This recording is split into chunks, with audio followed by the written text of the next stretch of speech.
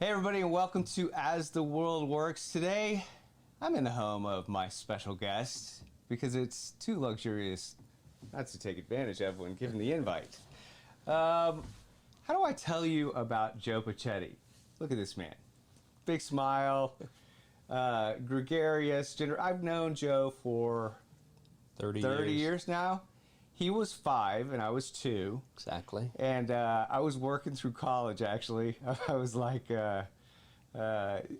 just a prodigy. I got to go to college when I was 2. But I was working at Barney's in Dallas, and in walks Joe, just this big heart of a light of a man, and we became fast friends. And I've watched him over the years, and his generosity and his kind heart and his worldview and world touch that has impacted so many people, including mine, is worthy beyond this time and the story that we're going to share with you today about Joe.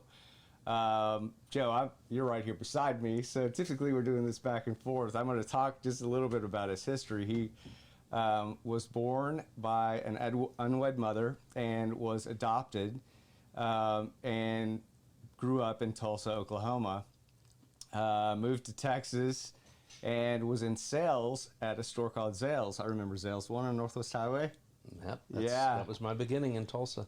So he was at Zales, and he was the top salesperson. The average sales, I think, was like $850. Right. And you had a $43,000 sale at a Zales store. At a Zales store, and all the way back in 1977. That's incredible. 79, excuse me. So you're like, you guys can't afford me.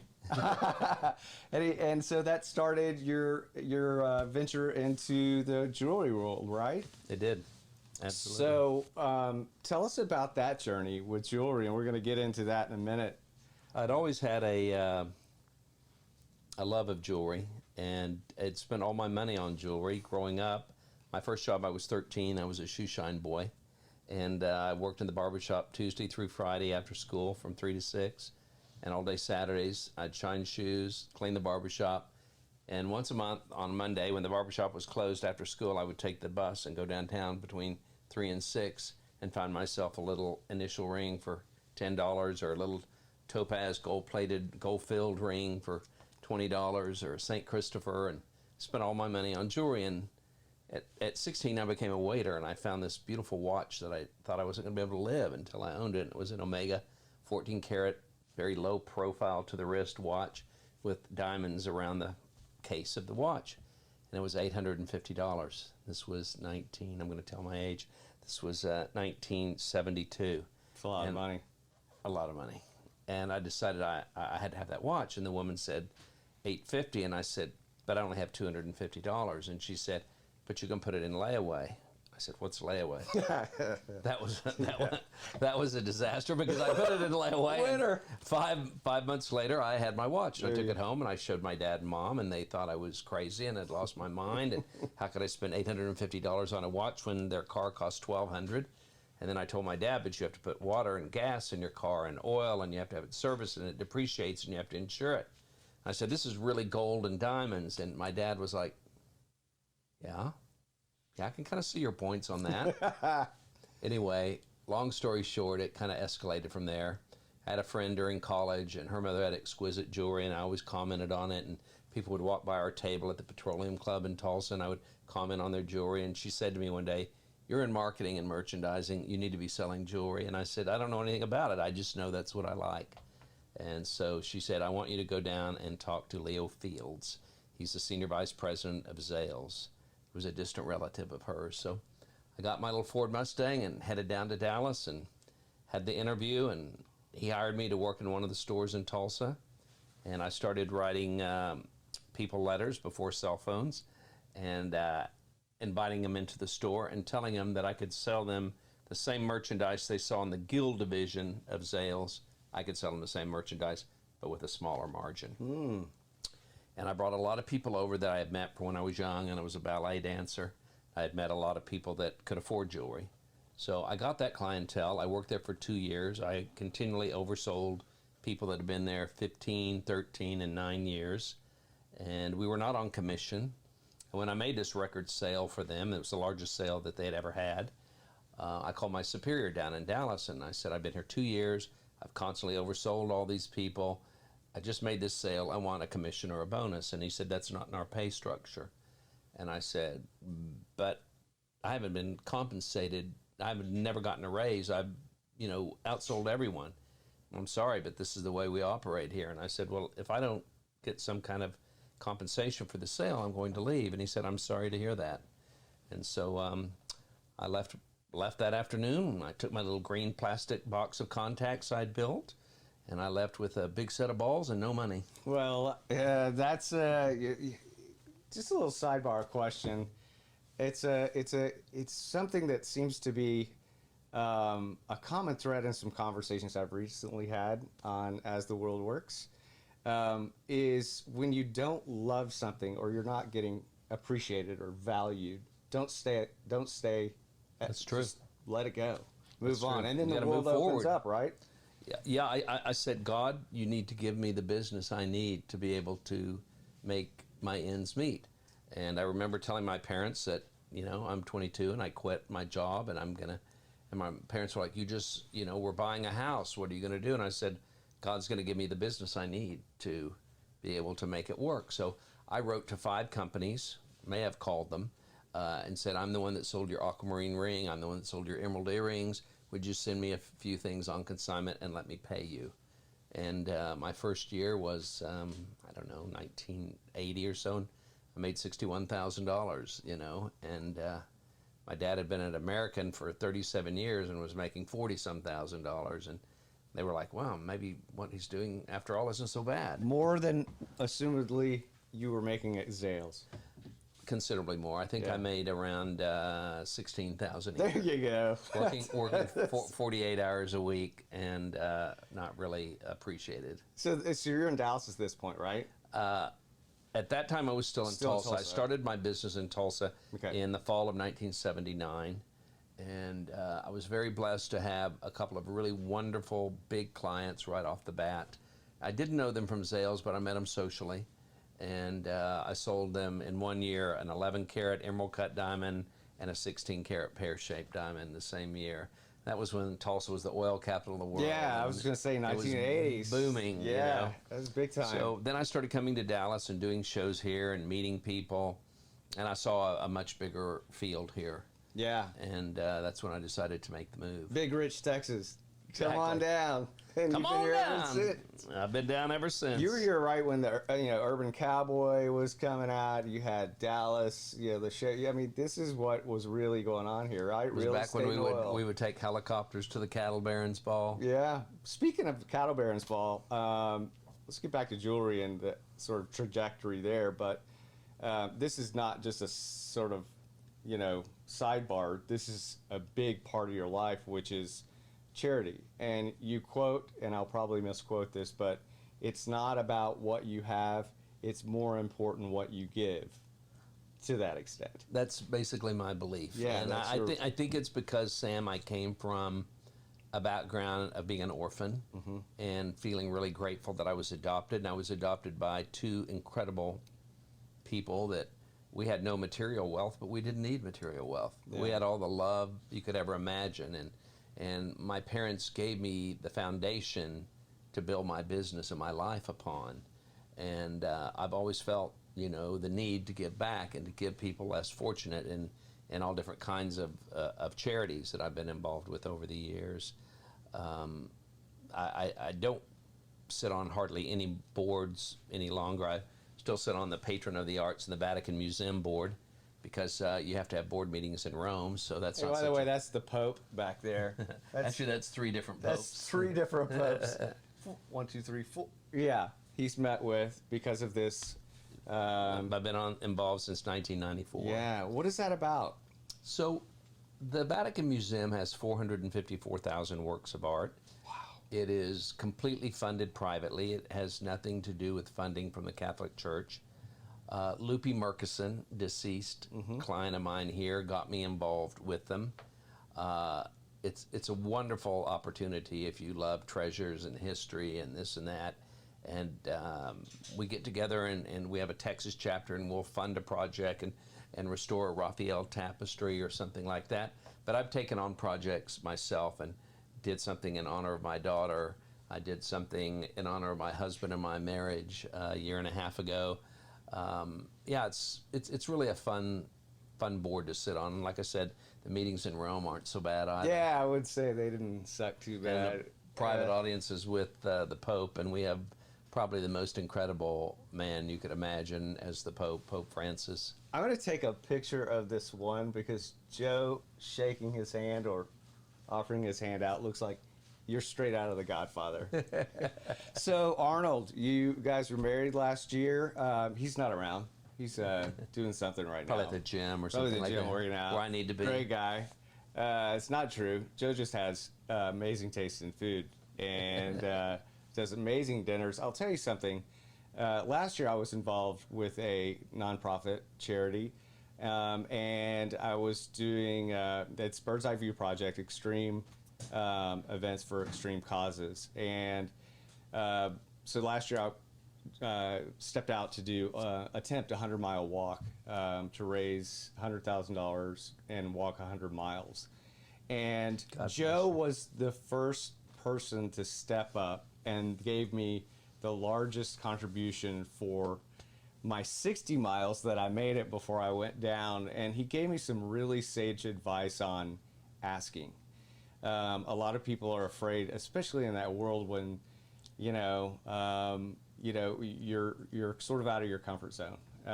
If you're passionate about a project, though, there's no problem with asking for something that's meaningful to you. And he gave me some extra encouragement for that. And I think that's partly because a couple questions. One, where did you get your work ethic and your drive? And the second question is the laundry list of charities that Joe has been involved with over the years is how do you have time? So the work ethic, it probably came from my dad. My dad was the company arbitrator for American Airlines in Tulsa at the stores and supplies base, and he took care of all the parts that went on the planes. That's their service center. And my dad was totally devoted to American Airlines. It was the era of C.R. Smith when American was a different company than it is today.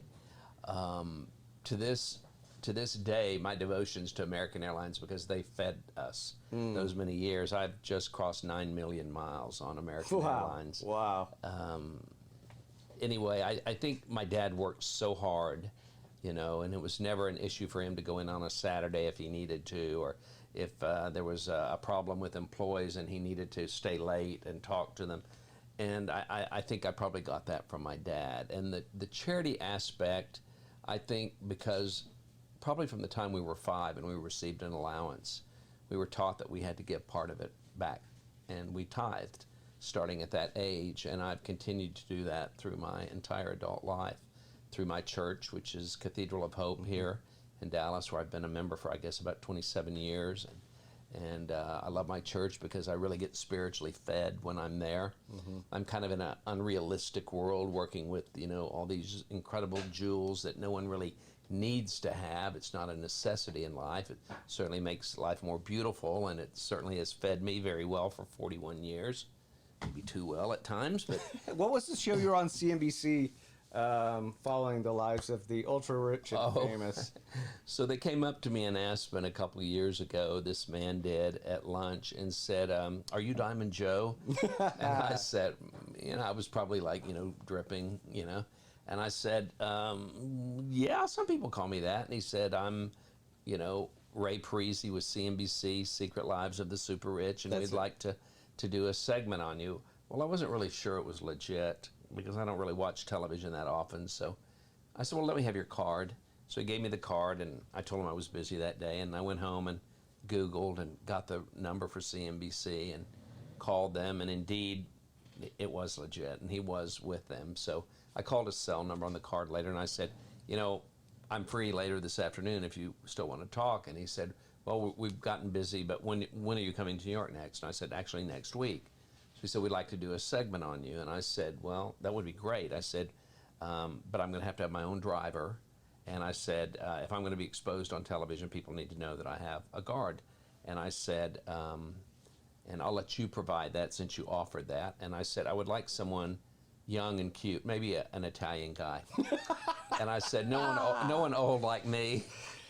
So this man, here's my checklist. So this man shows up, who is absolutely beautiful, and said, hi, I'm Thomas, I'm your policeman. I said, whip it out. He said, excuse me? I said, whip out that badge. I didn't believe he was a policeman. He was so handsome. Sure enough, one of New York's finest. So he's been with me when I'm in New York ever since. Ever since. Mm-hmm. So the show was interesting because you bedazzled a cake. Oh, okay. So that's actually a different show. Oh, that was a different this show. One. Okay. So that's the second one. The first one was about a pair of 7-figure earrings I was selling to a client in New York. Yeah. Then they said they had so many people that loved that they wanted to know if maybe there was anything in Dallas going on. And I told them about a client who had an infidelity issue, and he told me that it was either going to be divorce or diamonds. So he ended up coming over here, and what I did was, because I knew his wife loved emeralds, and I knew that she loved chocolate, so I covered this beautiful chocolate cake made by Chef Connie Mullins out of Fort Worth, and I covered it in about $28 million worth of emerald and diamond jewelry. And he brought his wife over and let her pick, and she picked a ring and a pair of earrings. And I guess the discretions were forgiven, and she walked out with $750,000 worth of new jewelry, and everything seemed to be really happy. They were holding hands when they left. My quote, and I don't know if it came from that particular instance, is when people are writing the check, you said, or say that that's a lot of money. Yeah, that's painful to think about. This pain only lasts for a moment. It is. The joy is for the rest of your life. And it's true. It only hurts when you first write it. And then when you start receiving all those compliments, or one day you're able to give that to your daughter or granddaughter, it's a pretty beautiful thing. And it's an incredible way to pass wealth from one generation to another through hard assets, tangible assets. And you design now, right? You've been designing for years. I've designed a lot of the things. I don't design everything we have because I simply don't have the time. Sure. But I have my own workshop. I have a great guy named Daniel that makes beautiful things. He's from Honduras and has been making things for me for 20 years plus. And we have everything from inexpensive rings that are less than $1,000 to we have pieces that are 7 figures. We have things from manufacturers that we like, and we have signed estate pieces from famous houses like Cartier and Winston and Verdura and Schlumberger and lots from David Webb. These are historically relevant pieces, right? These are antiques, and they're not necessarily antiques, but they are vintage pieces. I would say anywhere from 25 years plus. So you're in New York and Dallas, right? Right, and we recently acquired a place in Palm Beach, and so that's a market I've been going to for 30-some years, so it'll be great to be able to have a bigger presence there these days. Those are places, kind of like the Highland Park area of Dallas, where people still wear a lot of jewelry. You go to Cafe Pacific here, and you see the women at lunch with their beautiful jewelry, or at night, and you see that in Palm Beach as well, and actually in Aspen. You see the Lululemon with the 5-carat each, diamond studs and the 10-carat each emerald cut diamond on. And so you've been featured in W, New York Times, Vanity Fair, the list goes on, and Aspen Times as well. So, which brings me to what you mentioned, Aspen. Every year you have a show in Aspen, correct? We do. We do a show up there, and it's a by appointment only. We submitted something to Guinness Book of World Records trying to have like the largest or the most expensive cake ever made, and I did hire a guard and got my insurance company to cover me, and there was this beautiful cake we created. They created the cake at the Little Nell Hotel, and we covered the cake with $80-some million worth of jewelry. Wow. And then I had a dinner for like 20 clients, and I think my insurance alone was like $8,000 for the night. Sure. Yeah. We ended up selling this beautiful long diamond chain that was like $250,000 from the cake. But anyway, it gave people an idea of what I had, and we submitted all that to Guinness, and then Guinness came back to us and said, "Oh no, the cake had to be sold. Oh no, the cake had to be edible, and it can't be edible with the diamonds on it." So that was kind of a scam from Guinness. Have you ever had a moment where you have a client or someone come in and look at your collection that surprised you with, like, with a big purchase? I think I've been very fortunate that since I've been in Dallas, actually, when I made the large sale in Tulsa with sales, the woman I sold it to, you would never dream by looking at her that she could afford to spend $43,000 on jewelry in a Zales store in 1979. I've been fortunate to know and learn you can't judge the book by the cover. Right. They may have lots of jewelry on and no money in the bank. Right. Yeah. Like I have inventory, but less money in the bank. I guess if they come in and they're saying, I just need a little pair of earrings or something like that, and they end up walking out with, I do have people something like that. This beautiful. Sometimes they can't resist something when they see it. Yeah. They just can't resist it. I have a client here in town that has over 3,000 pieces of jewelry. Has been my client since 1983. Wow. And said it's my absolute passion. And I have a client who's deceased. She died, 6 or 7 years ago. She was 93. She was still buying jewelry up to 6 months before she died. Wow. And she said to me, "I love it." And I said, "But Margaret, you're not going to even wear those things. You don't go anywhere." She said, "It doesn't matter if I wear them or not.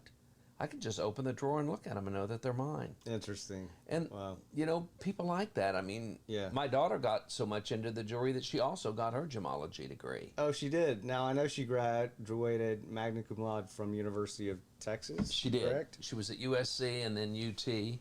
Magna cum laude. Christina, who will be 34 this year.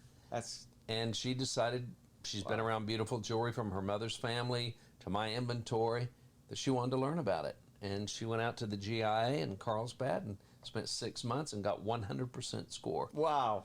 And Arnold and I flew out with Helen and watched the graduation last August. That's fantastic. Congratulations. And by the way, Arnold, too, he's an engineer. Grad master's? My husband has a master's in robotics engineering. Yeah, easy. He's from Santiago. Yeah, simple. He is from Santiago, Chile. He ran the copper mines project at 19,000 feet elevation. Holy cow. He ran that for 3 years, and then he moved to the States about 5 years ago, and we started going out about 3 years ago and got married a year and a half ago. And he helps me sometime in the business. He's started to take gemology. Mm-hmm. He likes it, but he's not as focused as I am. He's got many different things he wants to learn how to do. Yeah. And ideally, I think he wants to be a commercial airline pilot. There you go. Well, there's room. Free airline tickets. Hey. Yeah, I'll see you out in your new place on the east coast of Florida. That sounds like a winner. Come visit. I will. Okay, so DIFA, you've been involved, back to charity, you've been involved in DIFA, you've been recognized on many things, in many charities over the year. HIV/AIDS Project, the Suicide and Crisis Center. The Crisis and Suicide Center of North Texas. Right. You guys were at SMU last year, correct? Yes. Yes. And those are every charity is important. Those jumped out at me when I saw those on just reading some things that I didn't know, how in deep in depth your in life the work early was done. 80s. Jan Strimple modeled for me when there was a Ultra magazine. Yeah. I had page 2 Jan. like 6 times a year. So Yeah. Jan was involved with DIFA, and I learned about DIFA, Design Industry Foundation Fighting AIDS. So I started to do things for DIFA and design little jackets, and then I would up it by adding a piece of jewelry that came with the jacket if you bought it, and it was a lot of fun. And you used to could buy a jacket for a couple $100. Well, now they've escalated, and thank God they're making. I think the first year that they ever raised over $1 million that year was the year I was the honorary chair for DIFA, and that's got to be 12 years ago maybe. But I actually got letters written and sent to friends and clients of mine, like you said, being passionate about a cause. And I had people send me checks for $10,000 and $20,000 in my honor, and I helped get the tables sold, and it kind of set a bar for everyone after that, to go. And it's still a very fun event. I don't know when exactly we're having it, since we had to cancel this past March, and they pushed out the date for March for 21. So I'm not really sure when we're going to have DIFA next, but it will be the 30th anniversary. The Resource Center of Dallas is another one that I've gotten involved with. When Doris Woods used to cook for me, I got Doris down there, and she was cooking meals for the Hot Meals program that I helped get some of it funded, part of it through the Ryan White Act, and then a lot of it privately funded. And Doris cooked the meals for lunch, and it provided hot meals for men, women, and children living with HIV or AIDS that were either homeless, poverty level income, or low income, poverty level income, or homeless. And I kind of helped get that ball rolling down there, and get some private funding into that. And the Suicide and Crisis Center, because I've lost a few friends through suicide, and it's a thing that people don't talk about. It hits every socioeconomic level of life. And Arnold is quite passionate about that. He's a very spiritual person, meditates every day, and things I don't have time to do, but anyway, I should probably, but don't. But he wanted to get involved in it. And we had a program where we brought Steve Grand, the singer, in, and we had it over at SMU, and they were very gracious to give us the auditorium at a very nominal price, and we paid all the expenses for all of it. And then the ticket sales all went for the Suicide and Crisis Center. And I think that first year, which was February of this year, we raised $21,000 for them at that event. Nice. So, and what I've done for Legacy Founders Cottage at Oak Cliff, I was seated next to the comedian Leslie Jordan. Oh, no way. I was seated next to him at a luncheon in Los Angeles. This year or last year? No, this luncheon was about 11 years ago. So this is before he was big on Instagram. It's just the COVID thing made him huge. Oh, so he's funny. I'd always sent a piece of jewelry out to my friend Michael Hollingsworth for, I don't know if it's called Hope House or one of the charities out there. I'd always sent jewelry out for him for his auction he had for, it was for women in recovery. And he said to me, I want you to come out, not just send the jewelry, I want you to come out to the lunch and you'll sit at my table. So he set Leslie next to it. And he had told Leslie about my philanthropy over the years, and we got to talking, and Leslie said, well, if I can ever do anything for you, let me know. I'd love to help you. And I said, well, as a matter of fact, the Legacy Founders Cottage in Oak Cliff, which takes care of men, women, and children living with HIV that have nowhere to end their life, I said, they're going to honor me. And I said, I would love for you to come and let me create an event where you come and you get up and do a one-man show, and I underwrite all of it and the ticket sales. So the first year we did it, which was about 10 years ago, we did it in the Vendome party room, and we had maybe 60 people and probably raised $5,000 or $6,000. Well, the year of my 60th birthday, 5 years ago, one of the events, the 5 events over the weekend, was Leslie performing at the Majestic, and we cleared $90-some thousand that night. Nice. And Very nice. I don't know if we can afford Leslie now that he's gotten so Leslie. big. Oh my gosh, How y'all doing? fella hunker downers. Oh shit. Oh, shit. How y'all doing? If you don't follow him on Instagram, look on up down Leslie there. Jordan. No one doesn't follow him on Instagram. God, he's like at 5.5 million followers. He was at 300,000 before. Yeah, it's unbelievable. He's hilarious. Talk about brightening people's day up. I mean, that's what it's gravitated toward. What do you think is with the charities you're involved with, what do you think is the biggest challenge, and how can people help? What do you foresee coming or out of this COVID experience, and what's happening now and into the next year? What do you think? I think it's very hard for the charities to raise money now, because a lot of people relate charities to an event, they're going to attend. They can dress up, they can buy jewelry, they can go out and see and be seen, and we're not able to have all those events right now. And I think charities have suffered because we haven't been able to do that. But I learned a lesson from when I was married to my wife, in the early 80s, her parents were incredibly philanthropic. They were very, very anonymous about all their gifts. And my mother-in-law said, if you give, God knows you give, and that's all that really matters. And I watched my mother-in-law write 7- and 8-figure checks to charities back in the 80s, completely anonymously. And I think more people need to learn to do that. More people need to learn to give. You don't need to go to the party. You don't need a party. Give because you can, not because you have to. And if you can't give your finances, I say give your time, give your knowledge, give your connections. It doesn't have to be about money. You know, it's great to be able to write the check, but sometimes I really get something out of going to my church, and if I'm in town on a Monday morning, to feed homeless people. And it really, for someone to get so excited over getting a fresh orange or an apple, our lives are so different than that. Yeah. To me, it's an honor to be able to give. It's an honor.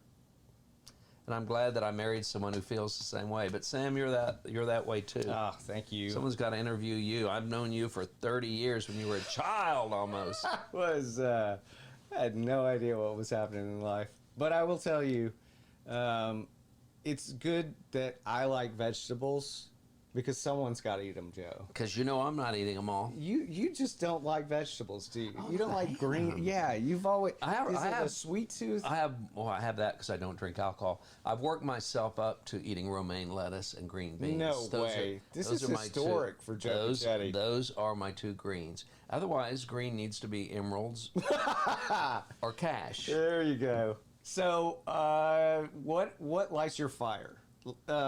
And then the second part of that is celebrities that you've jeweled over the years. Okay.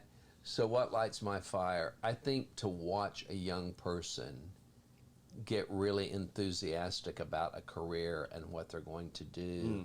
And maybe I can mentor them a little bit, help guide them in what they want to do. I guess I was always very focused about, once this friend of mine's mother said, you should be selling jewelry, I thought, oh my God, she's right. That's what I absolutely love. And that's all I've ever done my entire life. So I was focused on that. Everyone doesn't have that. They're not as focused.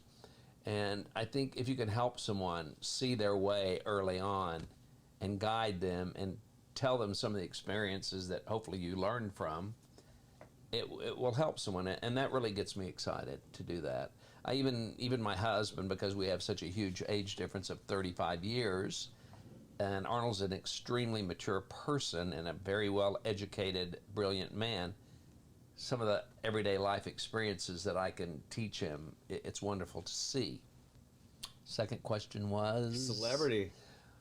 So, I guess I've never really been a person that's like crazy about celebrities and say, let me have your autograph or this or that. Yeah. I've been very fortunate that over my career, a guy I dated way back in the late 80s, early 90s, modeled a lot for Versace and all the other people. So I got to go to the fashion shows in Milan. I got to meet Gianni Versace, and from him, Lenny Kravitz, and from him, Elton John. And still, I love Elton and David to this day, and have been at their home in Windsor a few times. And, I met, the list goes on and on and on. But to me, they're just people, you know. They pull their pants on the same way I pull mine on. I have to say, my goddaughter, I'm blessed, and you, I'm sure, know her because she's from Dallas, Angie Harmon. Yeah. Cover of 17 magazine when she was 15 years old. A model for Kim Dawson, modeled all over the world, was first on Baywatch, and then, she was on in different movies, and then she was on Law and Order, and then Rizzoli and Isles, and now her greatest role is being a mother. Yeah. She was cut out to be a mother, and she has 3 wonderful daughters, and she's engaged to a great man named Greg Vaughn, who's also originally from Dallas and been a soap opera star for 30 years, and he has 3 sons, so they have the Brady Bunch. That's fantastic. So I've done stuff for Angie. I've done stuff for Cindy Crawford. And then I think the majority of my clientele are people that are more well-known in the business world. Sure. I have a lot of people that, if you're in the financial world, you would know who they were. What about jewelry in the jewelry business? Who influenced you? Well, I love the designs of Schlumberger. My wedding band is Schlumberger. I don't know if you can see it or not. Yeah, get up there. It's leaves of diamonds. Get in there. And platinum and gold. Yeah, there you go. So it goes all the way around. And Arnold and I both have those rings. I love the designs of Schlumberger. It's flora and fauna. Bunny Mellon was his biggest client, and he did incredible things for the Mellons.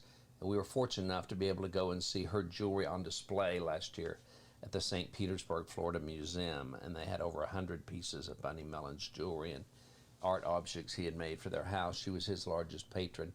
That's probably one of my favorite. I love the boldness of David Webb jewelry. This is a brooch from David Webb. Nice. You can see it or not. So it's made to look like a grosgrain ribbon with the little edges on there it. it is.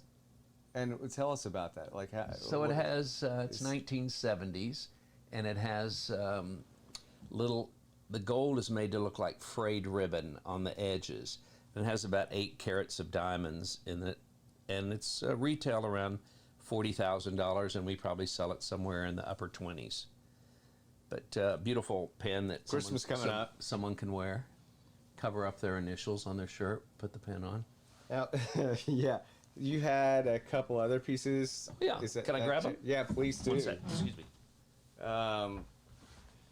Just a little Christmas shopping. Have a little fun at Joe's. I want people to know that we have things in all price points. That's a good point. All price points.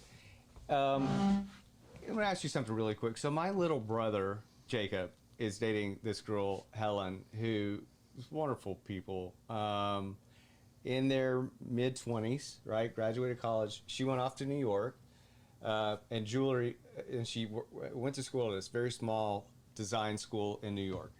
And then she worked for Tiffany's, designing jewelry. Okay. That's her passion. And then they laid her off, and she's got her own line right now. But that's what she does. She is just completely, like you said, passionate about it. When I told her I was interviewing you, and she was just like, "Oh my gosh, that story to me speaks," right? But I think it transcends that. It's beyond what you were saying, mentoring. The response I've received from the show is overwhelmingly, especially for a long format show that's greater than 15 seconds on Instagram. Thank God. It takes a lot of people to get their story, and but they just don't have the resource. Maybe they can't find you in the yellow pages. They've seen you, and it's too intimidated to, go up to you and ask, and they don't realize that, just like you said, you're just a person. So what advice would you give someone like that, especially in your industry? I think you have to let people know that you are accessible. One of the things I love about Elton John, and I don't know if you saw Rocket Man or not, but a lot of the movie was really more about his journey through sobriety than his career. And I think one of the things I like most about him is how accessible he is to people. He's just Elton John. He's not where he's untouchable. And I think one of my favorite poems is If by Rudyard Kipling. And if you don't know the poem, it's a great one to read. It talks about walking with kings nor losing your common touch.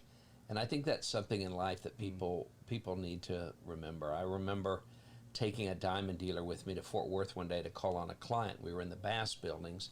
And I said to him, well, while we're here, I think we're going to go upstairs and call on Mr. Bass. And I called his secretary, and Mary said, yes, come up. He said he has 25 minutes before he needs to leave. And this was the father of the Bass brothers.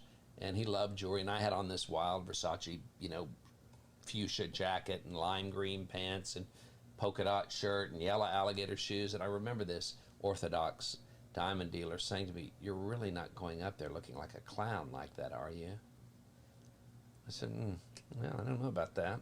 But anyway, I went upstairs. The first thing Mr. Bass said is, oh my God, I love your jacket. Where did you get it? He said, Mary, get in here and get the information on Joe's jacket. We're going out to the Annenberg's house next week. I need a jacket like Joe's. That's so cool. Anyway, It's just be you. Just be yourself. And that was me. I didn't care what anyone else think. This was the look. Yeah. I had the 30-inch waist. I was going to rock the outfit back then. Rock on. Exactly. Yeah. The other thing is, I think you need to let people know, and in my industry, people see me with like something big and expensive on, and they think, oh, I can't afford it. But we have things in every range. We just, yesterday, finished this ring right here. Is that I don't know if opal? you can see it. It is. It's a beautiful, beautiful opal. Wow, that is pretty. We set it in silver with a gold bezel on it. The opal is about 17 carats, and the ring is about $1,200. So it's quite beautiful, custom made. So we have stuff in every range, you know. We started a men's line about 10 years ago because a lot of my friends wanted jewelry. What would you tell, back to that point real quick before we go there, what would you tell Helen, my little brother's... The one who designs? Yeah. Is she still designing for Tiffany's, or she's designing on her own? She's designing on her own. Okay. So I think what I said, she has to let people know that she's accessible. Get out there. She has things in every range. Yep. Always have a business card on you, because I constantly have people say to me, oh my gosh, I love that. Where did you get it? It's from me. Oh, really? Oh. And then you give them your card. I mean, I had that happen to me in Aspen this summer, and a man said, oh, wait a minute. I saw you on Selling Mega Mansions. You were with your husband, and you were looking at a house in Aspen, and people remember those kind of things. He said, oh, yeah, you're the jeweler. Okay, well, we'll call you. He bought his engagement ring Business cards, people, they still work. They still work. So back to, we have things in every price range, and I think you need to tell her, she needs to let people know that she can make them something in any price point. Years ago, my barber said, I want a cross kind of like yours. And I couldn't imagine he wanted to spend that kind of money. And I said, okay, what kind of budget? And I'll make you. And he said, well, I can spend $750 or $800.